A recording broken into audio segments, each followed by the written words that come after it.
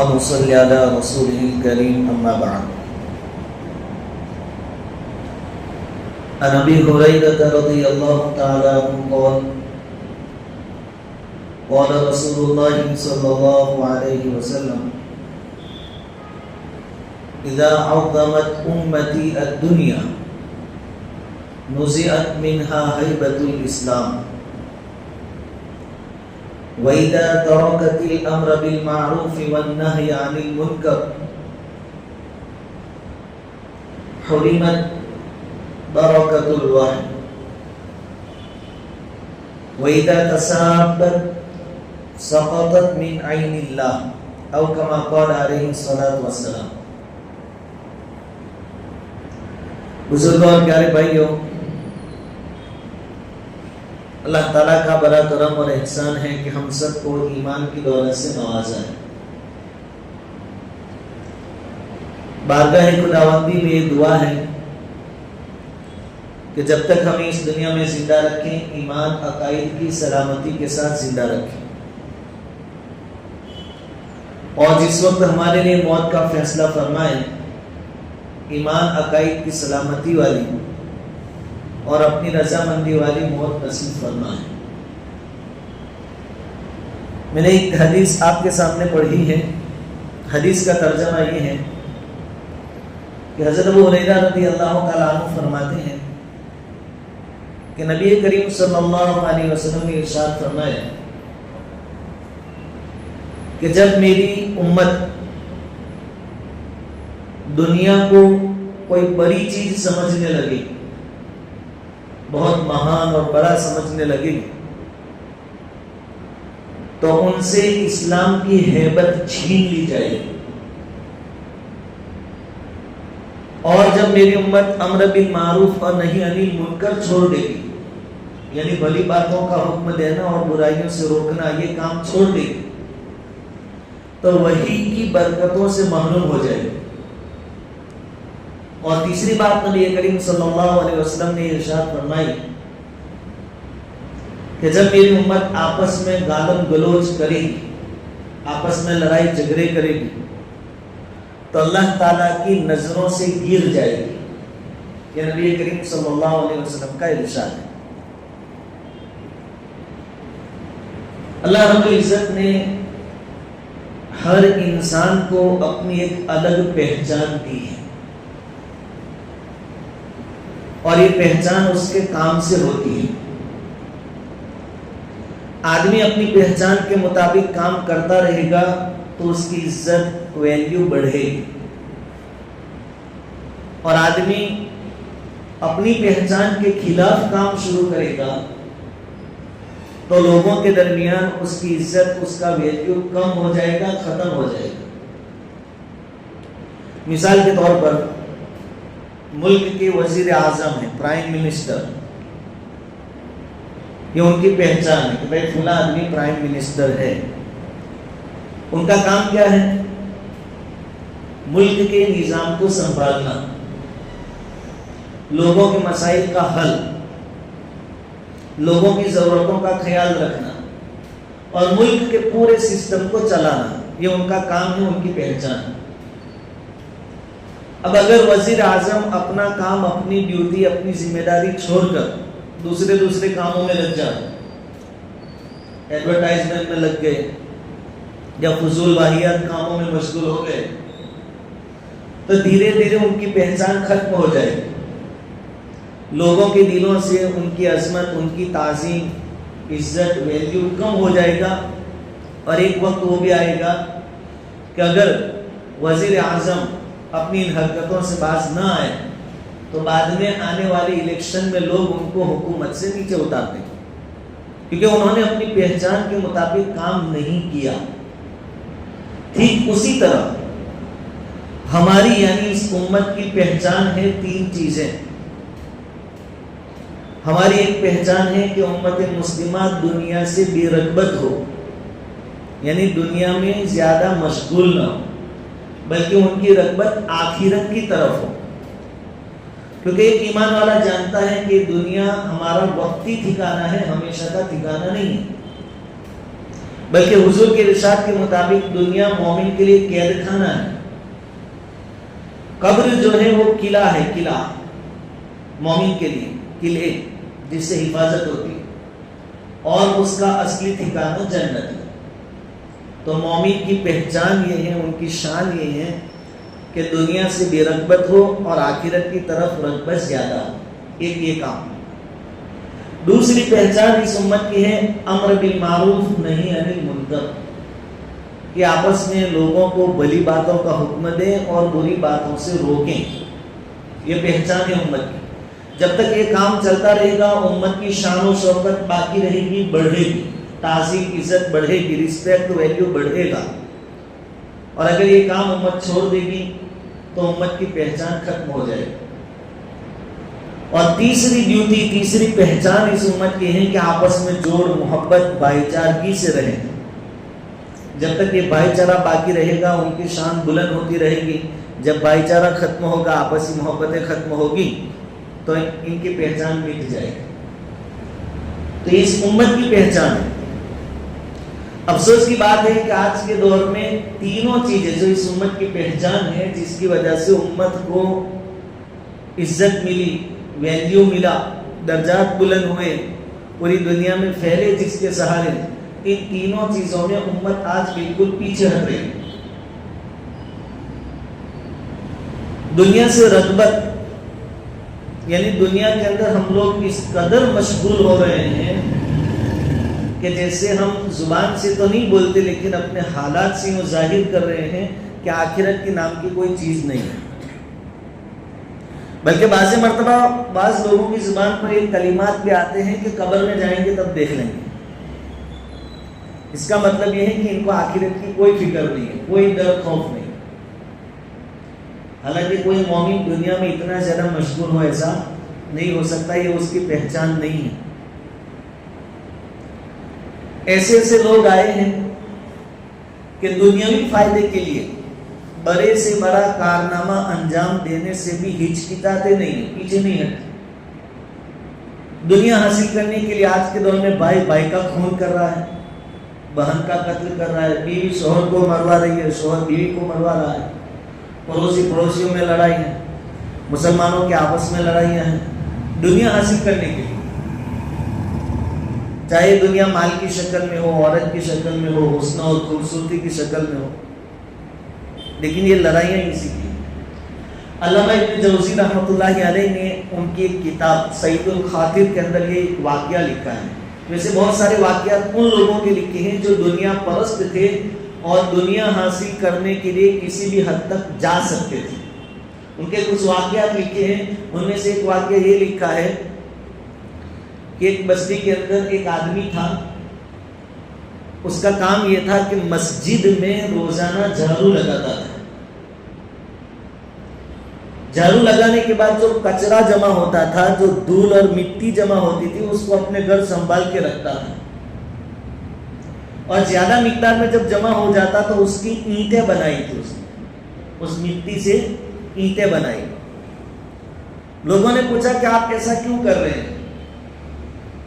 تو اس آدمی نے کہا کہ یہ اللہ کے گھر کی دھول اور مٹی ہے, یعنی برکت والی چیز ہے, اور میں یہ چاہتا ہوں کہ جب میں مر جاؤں تو میری قبر کے اندر یہ اینٹیں رکھ دی جائیں. پھر بہت ساری اینٹیں جمع ہوئی. وقت آنے پر اس آدمی کا انتقال ہو گیا. اس کی وصیت کے مطابق لوگوں نے اس کو دفن کیا اور ساتھ میں وہ اینٹیں جو اس نے بنائی تھی وہ بھی رکھ دی قبر میں. بات آئی گئی ہو گئی, کچھ اینٹیں بچ گئی, باقی تو رکھ دی, تھوڑی بچ گئی. تو اس بستی میں ایک آدمی کے گھر کی تعمیر کا کام چل رہا تھا. تو بستی والوں نے وہ جو 4-5 اینٹیں بچی تھی وہ اس کو دے دی کہ تیرے گھر کا کام چل رہا ہے, اس میں لگا دیا. اللہ کا کرنا ایسا ہوا کہ کچھ مدت کے بعد بہت بارش ہوئی بستی میں. تو وہ مکان جو بچی ہوئی اینٹیں جس کے اندر استعمال کی گئی تھی وہ زیادہ بارش اور طوفان کی وجہ سے اس کی دیواریں گر گئی, اور وہ جو 4-5 اینٹیں لگی تھی وہ کھل گئی. اور اللہ کا کرنا ایسا ہوا کہ شاید اللہ تعالیٰ اپنے گھر کی مٹی اور کچرے کا کیا ویلیو ہے وہ بتانا چاہتے تھے. جو اینٹیں کھلی وہ سونے کی بن گئی. وہ جو 4-5 اینٹیں بچی تھی اور لگائی تھی اور دیوار گر گئی اور اینٹیں ظاہر ہوئی تو اللہ تعالیٰ نے ان اینٹوں کو سونے کا بنا دیا. اب جیسے ہی لوگوں کو معلوم ہوا اب سونا اور اتنی بڑی مقدار میں تو لوگ ٹوٹ پڑے. جس کے حصے میں جو آیا لے کر گئے. پھر لوگوں کو یاد آیا کہ اس کی باقی اینٹیں وہ قبر میں ہیں. جس نے اینٹیں بنائی ہیں تو وہ بھی تو سونے کی بنی ہوگی. تو کئی سال ہو گئے, کتنی مدت ہو گئی, اس کے بعد سونا حاصل کرنے کی نیت سے لوگوں نے اس مردے کی قبر کو اکھاڑ دیا اور اس میں سونا ڈھونڈ رہے تھے. یہ ہے دنیا پرستی کا حال. کہ لوگوں نے یہ نہیں سوچا کہ بھائی یہ تو سونے کی بنی, وہ بنی ہوگی کہ نہیں بنی ہوگی, اور وہ تو مردہ ایک مرتبہ دفن کر دیا جائے پھر قبر کھولی جاتی نہیں. لیکن ابن جوزی رحمۃ اللہ علیہ نے لکھا ہے کہ لوگوں نے وہ قبر بھی کھولی اینٹیں لوٹنے کے واسطے. یہ دنیا پرستی کا حال ہے. یہ مومن کے لیے نقصان والی چیز ہے. مومن اتنا حریص اور لالچی نہیں ہو سکتا کہ مردے کی قبر تک اکھاڑ دے اپنی دنیا سنوارنے کے لیے, بنانے کے. اگر ہم دنیا کے پیچھے ایسے ہی بھاگتے رہیں آنکھیں بند کر کے تو ایک وقت آئے گا کہ ہماری پہچان ختم ہو جائے گی. اور آج کے دور میں یہ باتیں ہمیں نظر آ رہی ہیں. ورنہ کسی میں مجال نہیں تھی کہ دنیا کے کسی کونے میں کسی مسلمان کو کوئی حیران پریشان کرے. دنیا کا کوئی بھی ملک مسلمانوں کا ایک رعب, ایک دبدبا, ایک ڈر غیروں کے دلوں میں ہوتا تھا. اس کے مقابلے میں آج کا ماحول دیکھیں, جہاں 2-4 گیدڑ جمع ہوئے اکا دکا مسلمان کا وہاں سے گزرنا مشکل ہو جاتا ہے. اس کی وجہ کیا کہ جب ہم نے اپنی پہچان کھو دی, دنیا کو ہی سب کچھ ہم نے سمجھ لیا اور دنیا حاصل کرنے کے واسطے اندھے ہو کے اس کے پیچھے دوڑ لگانا شروع کر دیا, تو اللہ تعالیٰ نے جیسا کہ اللہ کے نبی نے فرمایا کہ اسلام کی ہیبت اللہ تعالیٰ کھینچ لے. اب ایمان والوں کا رعب دبدبا غیروں کے دلوں میں نہیں رہا الا ماشاءاللہ. ہاں آج جو لوگ آج بھی جان ہتھیلی پر لے کر گھومتے ہیں ان سے دنیا ڈرتی ہے, لیکن جو لوگ دنیا میں مشغول ہیں ان سے کسی کو کوئی ڈر نہیں. اب سوال یہ ہے کہ کیا پھر یہ کھانا کمانا محنت مزدوری سب چھوڑ دیں اور تسبیح لے کر مسجد میں بیٹھ جائیں؟ مول صاحب نے تو بول دیا, مول صاحب کو تو بیان کا بھی پگار ملتا ہے, ہمارا کیا پھر دکانیں بند کریں؟ ایسی بات نہیں. جیسے علماء مثال دیتے ہیں کہ بھئی کشتی چلنے اور چلانے کے لیے پانی ضروری ہے, لیکن وہ کشتی کے نیچے. وہی پانی اگر کشتی کے اندر آ گیا تو کشتی کو ڈبا دے گا. تو دنیا ہمارے آس پاس تو ہو لیکن ہمارے دل میں نہ ہو. اتنی دل میں نہ ہو کہ پھر نماز میں بھی پتہ نہ چلے کہ کون سی رکعت چل رہی, 3 ہوئی کہ 4 ہوئی, پوری مسجد کو پتہ نہ ہو. اتنی دنیا نہیں ہونی چاہیے. مال کمائے, مال کی محبت بھی ناجائز نہیں ہے, لیکن حد سے زیادہ محبت ناجائز ہے کہ آدمی اس کی وجہ سے آخرت بھول جاوے, دوسری چیزیں بھول جاوے. مفتی تقی عثمانی صاحب دامت برکاتہم آج کی پاکستان کی سب سے بڑی ہستی ہے, شیخ الاسلام ان کا لقب ہے. ان کے والد واجد مفتی محمد شفیع صاحب عثمانی رحمۃ اللہ علیہ, یہ اپنے زمانے کے مفتی اعظم تھے. وہ بھی جب ہندوستان اور پاکستان کا ملک تقسیم نہیں ہوا تھا تو مفتی شفیع صاحب یہاں دیوبند میں پڑھاتے تھے. مدرسے ہندوستان میں تھے, دیوبند میں پڑھاتے تھے. مفتی تقی صاحب فرماتے ہیں کہ دیوبند میں پورا دن پڑھانا لیکن پگار تنخواہ بالکل کم. ویسے علماء کی تنخواہ تو کہاں بڑھتی ہے. آج کے دور میں بھی روڈ گٹر صاف کرنے والوں کی پگار اور تنخواہ علماء کی تنخواہوں سے زیادہ ہے. تو مفتی تقی صاحب فرماتے ہیں کہ والد صاحب کی تنخواہ بالکل کم تھی اور مشغلہ کتنا, پورا دن پڑھانا. پھر وعظ کے لیے جاتے تھے, بیانات کے لیے. پھر آپ لوگوں کو بیعت بھی کرتے تھے. یہ سارا مشغلہ. اور آپ نے کتابیں بھی لکھی. سب سے زیادہ مشہور جو تفسیر کی کتاب وہی معارف القرآن، وہ مفتی شفیع صاحب کی. اتنا سارا مشغلہ، اور اس کے ساتھ گھر میں بیوی بچے بھی زیادہ تھے تو ان کو پالنے کی ذمہ داری. تنخواہ کم، ذمہ داری زیادہ، بچے زیادہ. مفتی تقی صاحب فرماتے ہیں کہ والد صاحب کے دل میں ایک جذبہ تھا کہ کسی طرح گھر کے آس پاس جو ان کی زمین ہوگی وہاں آم کا ایک باغ لگایا جائے تاکہ وقت آنے پر اس کی انکم ہو، آمدنی ہو تو گھر کے خرچے میں کچھ سہولت ہو جائے. ادھر تنخواہ اور پگار اتنا نہیں تھا، لیکن کسی طرح بچاؤ کر کے آم کے کچھ درخت لگائے. پھر چند سالوں کے بعد پہلا سال تھا کہ اس سال پھل آئے، پہلا سال، اور بڑی امیدیں تھی کہ اس سال سے اب پھل آنا شروع ہو گیا، اب راحت ہو.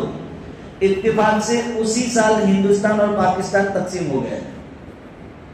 اسی سال جس سال پہلی مرتبہ پھل توڑنے تھے. مفتی شفیع صاحب تو ہندوستان چھوڑ کر پاکستان چلے گئے. وہاں جانے کے بعد کئی مرتبہ حضرت نے فرمایا یہ ہمارے سیکھنے کی چیز کہ دنیا دل میں نہیں ہونی چاہیے. حضرت نے کئی مرتبہ فرمایا کہ جس دن سے دیوبند کے اس گھر سے اور باغ سے میں نے قدم نکالا ہے، ان دونوں کے چھوڑنے پر آج تک کبھی افسوس نہیں ہوا ہے. دنیا بسائی تھی، گھر بھی بنایا، باغ بھی لگایا، لیکن جب چھوڑنے کی باری آئی تو اس کا ذرا برابر رنج نہیں، غم نہیں.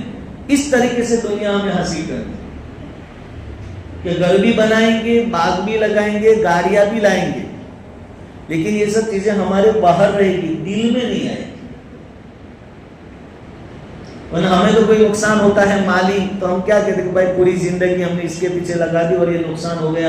آدمی شکایتیں زبان سے شروع کر دیتا ہے، کان نہیں. تو میں نے جو حدیث آپ کے سامنے پڑھی اس میں پہلا جو کلمہ ہے، پہلی جو بات ہے، اس میں نبی کریم صلی اللہ علیہ وسلم نے ارشاد فرمایا کہ جب میری امت دنیا کو بہت بڑی چیز سمجھنے لگے گی اور اس کے پیچھے بھاگنے لگے گی تو اسلام کی ہیبت ان کے دلوں سے نکال لی جائے گی.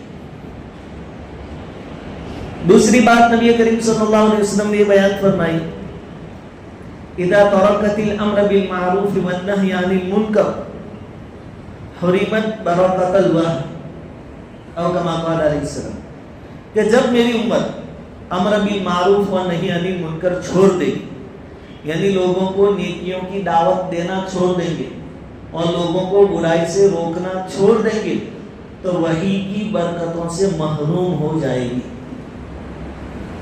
اور آج کے دور میں ہماری سوچ یہی بنتی جا رہی ہے کہ کوئی غلط کر رہا ہے تو ہم کیوں بولیں، ہمیں کیا، ہمارا کیا.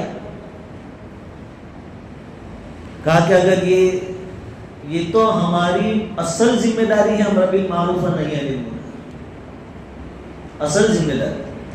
اگر اس میں غفلت ہوئی، نبی کریم صلی اللہ علیہ وسلم نے فرمایا وحی کی برکتوں سے محروم. اب سوال یہ ہوتا ہے کہ وحی کی برکتوں سے کیا مطلب ہے؟ علماء فرماتے ہیں کہ دیکھو وحی، اس میں سب سے بڑی وحی تو قرآن کریم ہے، اللہ کا کلام ہے، وحی کے ذریعے نازل ہوا.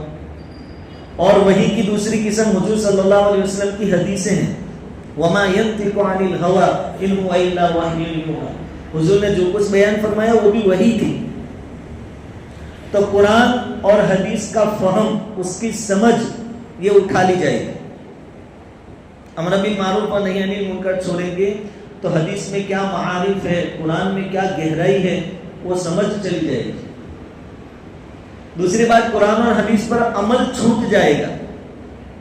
جب روک ٹوک نہیں ہوگی، آدمی جب چاہے جیسا چاہے گناہ کر سکے گا، تو پھر قرآن پر عمل کون کرے گا، حدیث پر عمل کون کرے گا؟ 2-5 آدمی ایسے ہو کہ بھائی یہ غلط ہے، حدیث میں ایسا ہے، ایسا نہیں کر سکتے، قرآن نے اس سے منع کیا ہے، ایسے لوگ نہیں بچیں گے تو پھر قرآن اور حدیث پر عمل کہاں باقی رہے گا؟ یہ ہے وحی کی برکتوں سے محروم. اور تیسری بات، برکت سے مراد تیسری چیز یہ ہے کہ قرآن نے جن چیزوں کے وعدے کیے ہیں کہ اچھے اعمال پر جنت، اسی طرح حضور صلی اللہ علیہ وسلم نے جو بشارتیں سنائی کہ بھائی یہ تسبیح پڑھو گے یہ ملے گا، یہ عمل کرو گے اللہ راضی ہوگا. تو قرآن کے وعدوں اور حضور کی بشارتوں پر جو یقین ہے، اسی طرح قرآن نے جو وعیدیں سنائی کہ یہ گناہ کرو گے یہ ہوگا، اور حضور نے جو وعیدیں بیان فرمائی اس سے ہمارا یقین اور بھروسہ اٹھ جائے گا. یہ ہے وحی کی برکتوں سے محروم ہونا. اور آج کے دور میں ہم دیکھ رہے ہیں ایک وعدہ قرآن کا ہو، ایک وعدہ کسی کمپنی کا ہو، کوئی اسکیم کا ہو، تو آدمی قرآن کے وعدے پر ڈگمگاتا ہے کیونکہ وہاں گیپ کی باتیں ہیں، اور جو دکھتا ہے اس کے پیچھے آدمی کود جاتا ہے، چاہے پھر وہاں نقصان اٹھانا پڑتا ہے. تو جب یہ امت امر بالمعروف نہی عن المنکر چھوڑے گی تو وحی کی برکتوں سے محروم ہو جائے گی. یعنی قرآن اور حدیث کے جو احکام ہیں، جو باتیں ہیں، اس کا کوئی ویلیو امت کے دل میں نہیں رہے گا کہ جو من میں آئے گا آدمی کرے گا.